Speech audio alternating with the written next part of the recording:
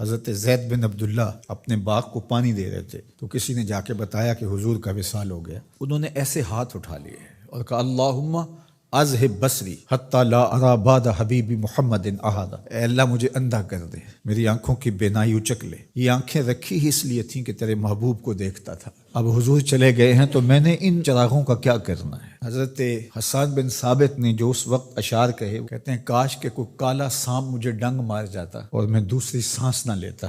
اور حضرت سیدہ فاطمہ کے جو قلب اطہر کی کیفیت تھی، سبت علیہ مصائب لو انہا سبت علی الایام سرنا لیالیا، میرے اوپر جو مصیبتیں ٹوٹ پڑی ہیں وہ اگر دنوں پہ ٹوٹ پڑتی تو وہ کالی راتیں بن جاتی۔ حضرت عمر رضی اللہ تعالی عنہ تلوار نکال کے کھڑے ہو گئے اور کہا کہ جس نے کہا نا حضور کا انتقال ہو گیا میں اس کی گردن اڑا دوں گا۔ تھوڑی دیر بعد حضور پرانی حالت کی طرف پلٹ آئیں گے۔ اب یہ کیفیت کتنی حساس تھی، ادھر منافقین نے چال چلنا شروع کر دی۔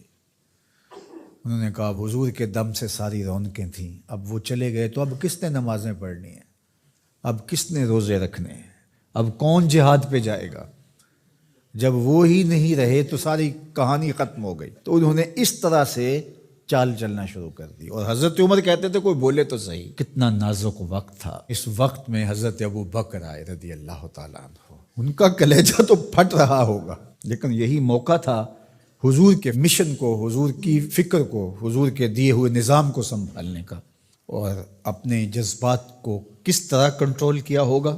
اپنے آپ کو پوری طرح سنبھال کر کے لوگوں میں آئے اور دیکھا کہ لوگ جمع ہیں اور حضرت عمر رضی اللہ تعالیٰ عنہ غصے میں تلوار لہرا رہے ہیں۔ خبردار اگر کسی نے کہا کہ حضور کا انتقال ہو گیا تو آپ ایک اونچی جگہ پہ کھڑے ہوئے، لوگوں کو متوجہ کیا۔ حضرت صدیق اکبر رضی اللہ تعالیٰ عنہ کا اس وقت کا جو خطبہ ہے، اس نے اس وقت اسلام کو سنبھالا جب منافق بڑی باریک چال چل رہے تھے۔ اب حضرت ابو بکر آئے اور کھڑے ہوئے، کہا لوگو مجھے بتاؤ تم اللہ کی عبادت کرتے تھے یا رسول اللہ کی عبادت کرتے تھے؟ تو لوگوں نے کہا اللہ کی عبادت کرتے تھے۔ تو کہا اللہ آج بھی زندہ و موجود ہے، اللہ کل بھی زندہ و موجود تھا، وہ حی ہے لا یموت ہے۔ اللہ اکبر۔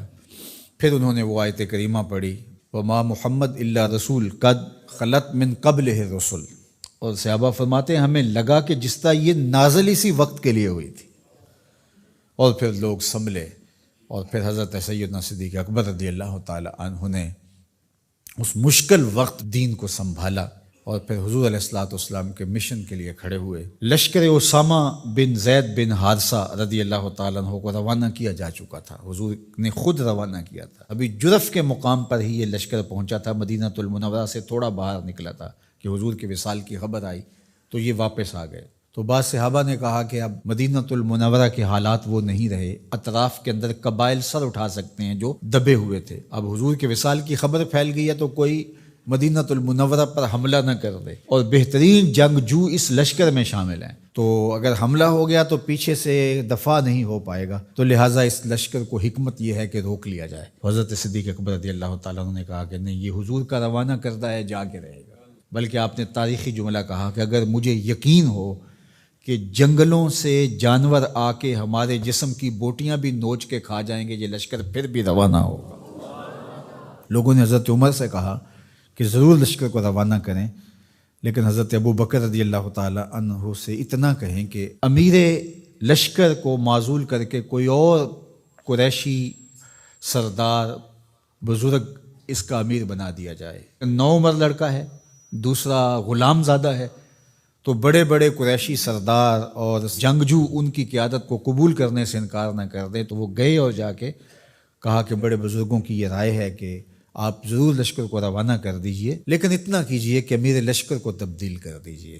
حضرت صدیق اکبر کے چہرے پر جلال آ گیا اور آپ نے جو جملے کہے وہ اتنے سخت تھے، ثقلت امک یا ابن خطاب، اے خطاب کے بیٹے تیری ماں تجھ کو روئے۔ استعملہ رسول اللہ وقد تامرنی ان اعزلہ، ان کو امیر لشکر اللہ کے رسول نے مقرر کیا ہے اور میں کون ہوتا ان کو معزول کر دوں؟ کہا لشکر جائے گا، اسامہ بن زید کی قیادت میں جائے گا، جس نے جانا ہے جائے، جس نے نہیں جانا میں کوئی پرواہ نہیں ہے، چونکہ ان کو امیر لشکر اللہ کے رسول نے مقرر کیا۔ اللہ اکبر۔ پھر جب لشکر اسامہ کو روانہ کیا حضرت صدیق اکبر نے تو حضرت اسامہ کے گھوڑے کی باک اپنے ہاتھوں سے پکڑی اور اسامہ کو اوپر سوار کیا رضی اللہ تعالیٰ عنہ کو، اور نیچے ساتھ پیدل چلے، اللہ اکبر، اور ساتھ یہ کہتے جاتے تھے اسامہ تو وہ ہے جس کو میرے رسول نے مقرر کیا ہے۔ اور پھر یہ لشکر کامیاب اور بامراد ہو کے لوٹا۔ تو یہ سیدنا صدیق اکبر رضی اللہ تعالیٰ عنہ کا حضور علیہ السلام کے فیصلوں کو من و عن قبول کرنے کا جذبہ تھا، جس انداز سے انہوں نے حضور علیہ السلام کی فکر پہ پہرا دیا، حضور کی تعلیمات کو اجاگر کیا اور حضور کے فرمان کو حرف آخر سمجھا، اور اس کے بعد انہوں نے اپنی رائے کو وہاں فنا کر دیا۔ صلح حدیبیہ کا موقع آیا تو 1400 اصحاب تھے، قریش نے کہا ہم عمرہ نہیں کرنے دیں گے، تو وہاں سے ایک معاہدے کے ذریعے واپس آنا ہوا۔ تو حضرت عمر نے کہا ابو بکر ہم دب کے صلح کیوں کریں، صلح کی شرائط تو برابر کی ہونی چاہیے۔ تو حضرت ابو بکر صدیق کا صرف ایک لفظ دیکھیے، انہوں نے کہا عمر کیا یہ صلح نامہ حضور نے قبول کیا ہے؟ کہا کیا ہے۔ کہا ہوا رسول اللہ، کہا وہ اللہ کے رسول ہے۔ اللہ اکبر، کثرت صوم و صلات کی وجہ سے افضل نہیں ہے، بلکہ حضور کے لیے اطاعت و انقیاد، فرما برداری، اور حضور علیہ السلام کے لیے بس اپنے آپ کو قربان کر دینے کا وہ جذبہ، وہ آپ یہاں دیکھتے ہیں تو بدرجہ کمال آپ کو نظر آتا ہے۔ فرمایا کہ میں اللہ کے علاوہ اگر کسی کو خلیل بناتا تو وہ ابو بکر کو بناتا، لیکن میرا خلیل اللہ ہے۔ اللہ اکبر، امن الناس بر مولائے ما، کلیم اول سینائے ما، ہستیو کشت ملت راچو ابر، ثانیے اسنین و غار و بدر و قبر۔ دیکھیے کہاں کہاں حضور کی قربت۔ یہ شک ہووی تے چل مدینے، یہ شک ہووی تے آ تک لے جوڑ مزاراں دا بن یار نبی دیاں یار۔